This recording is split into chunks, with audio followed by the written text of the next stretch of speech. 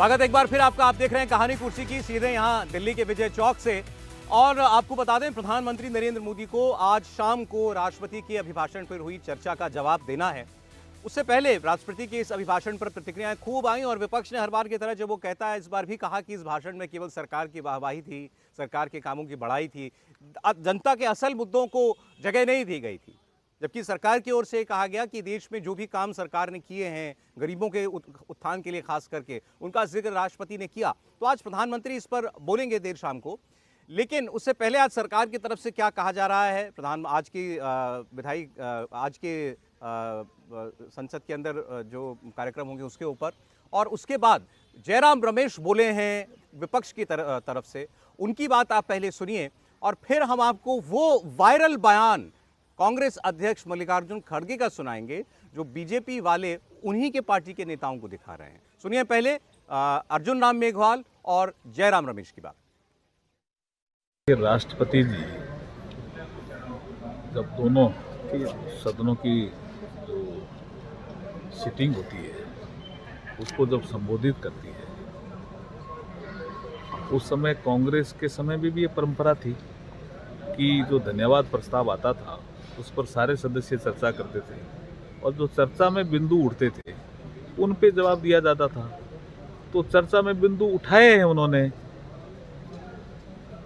Opposition के leader Rajya Sabha में खड़गे जी ने भारतीय जनता पार्टी पे सवाल किया है, तो उसका जवाब तो दिया जाएगा भाई। वोट ऑफ थैंक्स में हमेशा नेता प्रतिपक्ष शुरू करते हैं और अंत में प्रधानमंत्री उसका जवाब देते हैं। चुनावी भाषण होगा, मैं तो कुछ उम्मीद नहीं करता हूं प्रधानमंत्री से। चुनावी भाषण होगा, कांग्रेस का पूरा बदनाम करेंगे, मणिपुर पर अपना चुप्पी नहीं तोड़ेंगे, चीन के बारे में कुछ कहेंगे नहीं, जो बढ़ती हुई बेरोजगारी 45 साल में सबसे ऊंची दर पर है बेरोजगारी, उसके ऊपर कुछ बोलेंगे नहीं, महंगाई पर कुछ बोलेंगे नहीं, आर्थिक असमानताएं जो विषमताएं हैं जो बड़ी हैं उसके बारे में बोलेंगे नहीं, मोडानी के बारे में कुछ बोलेंगे नहीं, पेटीएम घोटाले के बारे में कुछ बोलेंगे नहीं। खुद अपने आप को तारीफ करते रहेंगे, मेरे तीसरे टर्म में ये करूँगा, जब मैं वापस लौटूंगा ये करूँगा, मैंने ये किया है, मैंने ये किया है, ये गुणगान गाएंगे बस। अब प्रधानमंत्री को जो बोलना है वो तो वो बोलेंगे ही, जैसा अर्जुन राम मेघवाल भी कह रहे थे, और जवाब भी देंगे वो विपक्ष ने जो हमले किए हैं उनका। लेकिन पहले तो हमको ये देखना पड़ेगा कि प्रधानमंत्री का ये भाषण क्या शांति से विपक्ष के सांसद सुनेंगे या नहीं सुनेंगे। क्या वो वॉकआउट तो नहीं कर जाएंगे आज के उनके भाषण में। देवेंद्र, आमतौर पे ऐसा नहीं होता कि राष्ट्रपति के अभिभाषण के धन्यवाद प्रस्ताव पे ये वॉकआउट करें। हालांकि एक एपिसोड ऐसा हुआ था, लेकिन निश्चित तौर पे आज भी उम्मीद की जा रही है कि वो सुनेंगे ज़रूर। और दूसरी चीज़ सौरभ की, अर्जुन मेघवाल का जो बयान था वो जयराम रमेश के इसी बयान के काउंटर पे था कि अर्जुन मेघवाल से पूछा गया है कि भाई वो कह रहे हैं कि इलेक्टोरल स्पीच होगा। मतलब कांग्रेस को भी बखूबी मालूम है, और कांग्रेस पार्टी के नेताओं से अगर आप ऑफ रिकॉर्ड बातचीत कीजिए तो वो हमेशा इस बात को कहते हैं कि पार्लियामेंट में जब भी हम कोई बड़ा माहौल क्रिएट करने की कोशिश करते हैं, जैसे प्रधानमंत्री नरेंद्र मोदी का स्पीच होता है, हमारे विरोध में वो सारी चीज़ें चली आती हैं, क्योंकि वो बहुत कुशल वक्ता हैं और फैक्ट्स के साथ अपनी बातें रख देते हैं। आज भी कांग्रेस पार्टी के नेताओं को ये एहसास है कि जब प्रधानमंत्री नरेंद्र मोदी स्पीच देंगे तो क्या होगा। इसी के चलते जयराम रमेश ने इलेक्टोरल स्पीच का इस्तेमाल किया। दूसरी तरफ अगर सरकार की तैयारियों की बात करें तो जैसा सौरभ वो कह रहे थे कि तीसरे टर्म में आऊँगा तो मैं क्या क्या करूँगा, हमें जो जानकारी मिली है उसके हिसाब से जितने विपक्ष के द्वारा आरोप लगाए गए हैं सरकार के डेवलपमेंट प्रोजेक्ट्स को लेके कि सरकार ने क्या किया नहीं किया, अभी देश की स्थिति कैसी है, उसको बिंदुवार तैयार करा के उसको शामिल कर लिया प्रधानमंत्री नरेंद्र मोदी ने अपने स्पीच में। और उसमें पॉइंट बाय पॉइंट ये बताएंगे कि मौजूदा सरकार का जो 5 साल का ये कार्यकाल है या उससे पहले का जो 5 साल का कार्यकाल था, इसमें देश की प्रगति की वास्तविक स्थिति क्या है। तो एक तरह से आप कह सकते हैं कि डेवलपमेंट पे व्हाइट पेपर वो देने वाले हैं अपने स्पीच के मार्फत। मुझे थोड़ी हैरानी हुई जयराम रमेश का अभी बयान देख करके। देखिए, नरेंद्र मोदी या उनकी सरकार के लोग या उनकी पार्टी के नेता तो तीसरे टर्म की बात करें समझ में आता है, वो क्यों तीसरे टर्म का इस्तेमाल कर रहे हैं, उस शब्द का इस्तेमाल कर रहे हैं। मुझे नहीं लगता सौरभ कि कांग्रेस पार्टी का कोई भी नेता, राहुल गांधी के बारे में मुझे नहीं पता, लेकिन कांग्रेस पार्टी का देवेंद्र, मैं रोक रहा हूं आपको। झारखंड में इस वक्त विधानसभा के अंदर हंगामा चल रहा है, जरा देखिए, वहां पर आज विश्वास मत पर मतदान होना है। देखते हैं जरा झारखंड विधानसभा में क्या हो रहा है।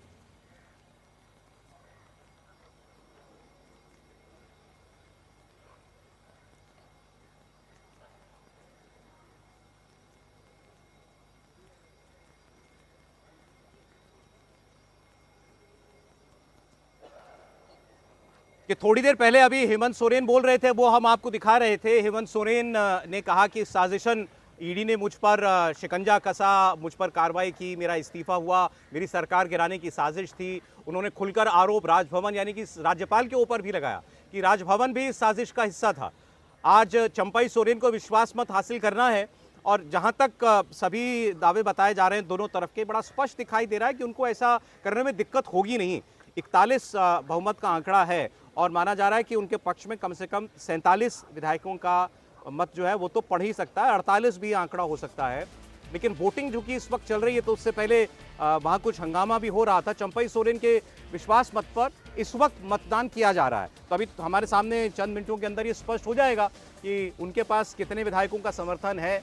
फिर उसके बाद जो उनके आरोप हैं, राज्यपाल ने क्यों देरी की उनको शपथ दिलाने को लेकर के, क्या इसमें कहीं उनके सरकार को गिराने की कोई कोशिश की जा रही थी, कहीं खरीद फरोख्त की कोशिश की जा रही थी बीजेपी के द्वारा, ये सब पुरानी बातें हो जाएंगी अगर वो हक है और अपने स्थान पर खड़े हो जाए, अपने स्थान पर खड़े हो जाए।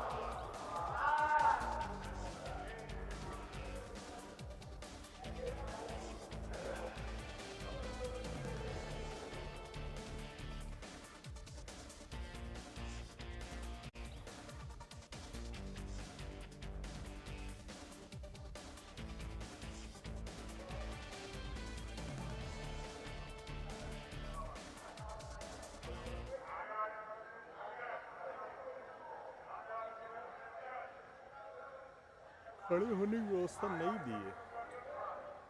तो स्पीकर ने उन विधायकों को खड़े होने के लिए कहा है जो इस विश्वास मत के पक्ष में है, मतलब जो सरकार के साथ है, चंपाई सोरेन के साथ हैं, उनको खड़े होने के लिए कहा है। हाँ में जवाब दें और अपने स्थान पर खड़े हो जाएं, ये आदेश स्पीकर ने दिया है।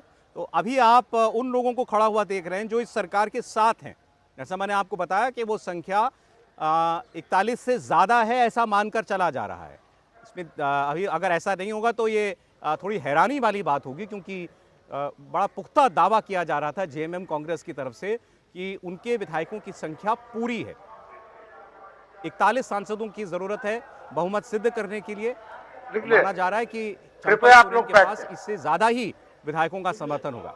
जो इस प्रस्ताव के विपक्ष में है वह ना कहे और अपने स्थान पर खड़ा हो जाए।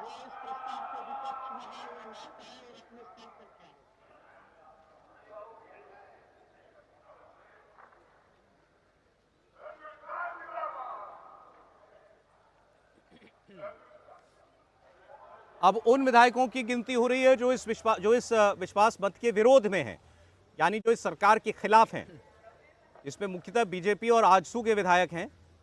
उनको ना में जवाब देने और अब खड़े होने के लिए स्पीकर ने कहा है। इनकी संख्या 32 के आसपास बताई जा रही थी।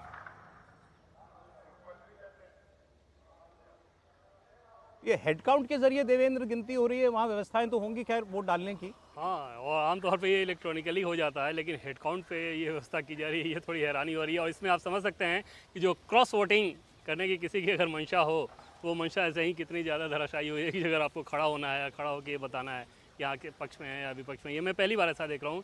इसके पहले हो सकता है कि राज्यों के विधानसभा में कहीं ऐसा होता हो, लेकिन यूजुअली यही होता है कि या तो वॉइस वोट से आप कर लेते हैं, बहुत जब ज़्यादा गंभीर हो तो जैसे ही आप डिवीज़न मांगते हैं तो उसके बाद इलेक्ट्रॉनिकली या इलेक्ट्रॉनिक जब नहीं था तो बैलेट के आधार पर वोटिंग हो जाता था। क्या पता हो रहा हो और ये इन एडिशन उसके साथ किया जा रहा हो, लेकिन फिलहाल चूंकि खड़ा होने के लिए दोनों पक्षों को कहा गया तो शायद हेड काउंट है। हेड काउंट से हुआ है। स्लिप साइन करने के लिए बोला जाता है, वो सब हो जाता है अलग अलग तरीके से। कि स्पीकर ने व्यवस्था दी है। अब नतीजा इस विश्वास मत का हमारे सामने होगा। शायद वो स्पीकर तक पहुंचाया भी जा चुका है। रूलिंग पार्टी मांग भी कर रही थी कई बार कि हेड काउंट करके भी किया जाए, तो स्पीकर वैसे तो देखिए दूसरे दिन जब हेमंत सोरेन ने इस्तीफा दिया उसके अगले दिन एक वीडियो बनाकर के इसमें सभी विधायक गिनती कर रहे थे। वो भी प्रस्ताव के विपक्ष में 29 मत प्राप्त हुए। इस प्रकार ये सभा वर्तमान मंत्री परिषद में तो मुख्यमंत्री चंपाई सोरेन ने विश्वास मत हासिल कर लिया है। प्रस्ताव पारित हुआ।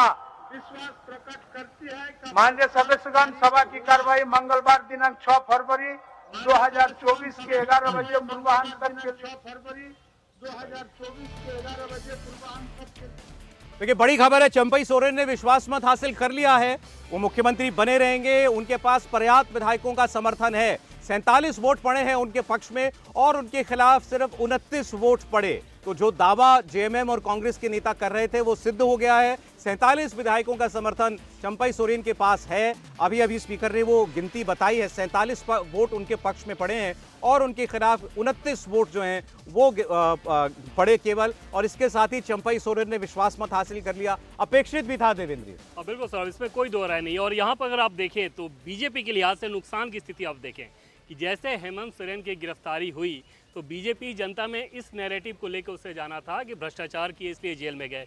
वहाँ पर एक दूसरा नैरेटिव सामने आ गया कि सरकार गिराने की कोशिश हो रही है क्योंकि राजभवन से देरी की गई। तीसरी चीज़ कि बीजेपी के सांसद निशिकांत दुबे के द्वारा ये दावा किया जाना कि इतने सारे विधायकों के गायब होने की खबर उन्हें मिल रही है, वो सारी चीज़ें आज किस तरह से धराशायी है। और यहाँ पर पिछले मुख्यमंत्री के जेल में जाने के चलते जिस जेएमएम, कांग्रेस और आरजेडी के नेताओं या कार्यकर्ताओं के अंदर निराशा होनी चाहिए, यहाँ से वो विजेता के मूड में जाएंगे और इसका बड़ा फर्क पड़ता है चुनावी साल में। वहाँ पर निश्चित तौर पर आप बीजेपी की रणनीति में एक चूक कह सकते हैं कि इस नैरेटिव को ठीक तरीके से काउंटर नहीं किया जाना। नहीं, बीजेपी तो ये कहेगी कि देखिए जो संवैधानिक प्रक्रिया थी उसके तहत हुआ सब कुछ। नहीं, लेकिन बीजेपी के सांसद बाकायदा ऑन रिकॉर्ड इस बात को कह रहे थे ना। निशिकांत दुबे की बात मैं इस लिहाज से कह रहा हूँ कि अगर सामान्य जनमानस में होता तो फिर भी बात समझ में आती। अगर सांसद इस बात को कह रहे हैं और बार बार कह रहे हैं तो वहाँ पर आप समझ सकते हैं कि जनता में ये मैसेज किया जा रहा है। और वहाँ पर जेएमएम बहुत सक्सेसफुली उस नैरेटिव को कि आपने भ्रष्टाचार किया, आप जेल में गए, उसको एक हद तक काउंटर करने में सफल रही कि देखिए हमारी सरकार को गिराने की कोशिश की जा रही थी। देखिए खैर ये चंपई सोरेन के लिए, और वैसे तो हेमंत सोरेन अब केवल एक विधायक हैं लेकिन पार्टी तो अभी भी उन्हीं की है, तो उनके लिए एक बड़ी जीत है ये। हर्षवर्धन, निश्चित तौर पर बड़ी जीत है, लेकिन थोड़ा सा मैं इसमें असहमत होता हूँ। ठीक है, भारतीय जनता पार्टी के सांसद हैं निशिकांत दुबे, लेकिन किसी भी तरह से सरकार बनानी है या सरकार गिरानी है इसकी कोई भूमिका घोषित तौर पर नहीं दिखी। जहाँ तक बयानबाजी की बात है तो ये बयानबाजी चलती है, बाद में सबने देखा ही कि भाई उनके परिवार में मतभेद की खबरें आई और ये बड़ा सामान्य सा घटनाक्रम होता है। किसी भी जगह पे जो दो राजनीतिक दल होते हैं, ये सबको पता था कि जेएमएम, कांग्रेस और राष्ट्रीय जनता दल, उनके पास न तो कोई विकल्प है न कहीं वो जाने वाले हैं। और इतने लोग असंतुष्ट कभी नहीं थे। हमेशा हम लोग जिन नंबर्स की बात करते थे वो 5 से 7 की ही करते थे, वही नंबर निशिकांत दुबे भी बता रहे थे। तो मुझे नहीं लगता कि ये और भ्रष्टाचार हेमंत सोरेन ने जिस तरह से किया है, उनके ऊपर जो ये दाग लगा है, और इसमें कोई, देखिए एक बात समझिए, आरोप प्रत्यारोप तो हर कोई करता है। 14 लोगों की गिरफ्तारी हो चुकी है, आईएएस छवि रंजन तक गिरफ्तार है। ये मसला इतना आसान नहीं है। और जिन आदिवासियों के हितों के लिए बात कर रहे हैं, उन्हीं की जमीन की खरीद बिक्री फर्जी नाम, फर्जी दस्तावेजों के जरिए हुई। जो राजस्व का अधिकारी था उसने ये सारा काम किया, वो भी इसमें शामिल था। तो ये मामला ऐसा नहीं है कि आप इसको सिर्फ राजनीतिक तरीके से देखें, ये भ्रष्टाचार का गंभीर मसला है और इस पर भारतीय जनता पार्टी निश्चित तौर पर वो जो बात देवेंद्र जो बोल रहे हैं ना, वो बहुत सही बात है कि अगर निशिकांत दुबे ने इस तरह के बयान नहीं दिए होते, जो प्रधानमंत्री पहले से कहते हैं कि लोग अपने नेताओं को कि आप अपने बयानों पर ज़रा मतलब ध्यान रखिए, तो ये खबर जो है, ये जो अभी जो है फैल गई है कि इस तरह से हुआ, तोड़ने की कोशिश हुई, ये एक लाइन में निपट गई होती। आज जो सारे चैनल वहाँ पे दिखा रहे हैं कि वहाँ पे वोट हो रहा है और इस तरह की जो चीज़ें हो रही, ये शायद नहीं हुआ होता। और जो नैरेटिव जो था, जो जिसकी तरफ देवेंद्र ने बहुत इशारा किया, वो ये है कि ये नैरेटिव इस तरह से नहीं गया होता कि बीजेपी ने तोड़ने की कोशिश की है, परिवार में झगड़ा है, और सिंपैथी जो एक हेमंत सोरेन की तरफ या उनकी पार्टी की तरफ गई है वो नहीं हुई है। नहीं देखिए सवाल ये कि भेजा तो अपने विधायकों को जेएमएम कांग्रेस वालों ने रांची से दूर, वो इसलिए क्योंकि जो है निशिकांत दुबे बता रहे थे कि टूट हो गई है, इतने विधायक आपके पास नहीं है।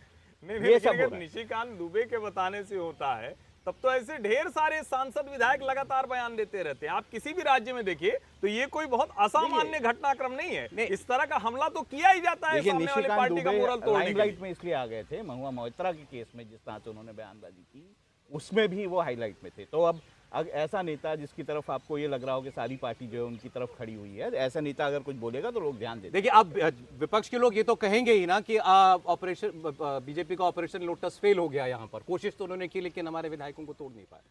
देखिए मुझे लगता है निशिकांत दुबे ने तो वो कहा है जो उसके परिवार के अंदर झारखंड मुक्ति पार्टी के अंदर जो चल रहा था, झारखंड मुक्ति मोर्चा के अंदर चल रहा था, परिवार के अंदर जो मतभेद थे कि कल्पना सोरेन को मुख्यमंत्री बनाने की जो कोशिश शिबू सोरेन कर रहे थे, उसका विरोध झारखंड मुक्ति मोर्चा के कुछ विधायक कर रहे थे, उसके अंदर उनके भाई कर रहे थे, उनकी भाभी इस बात का विरोध कर रही थी।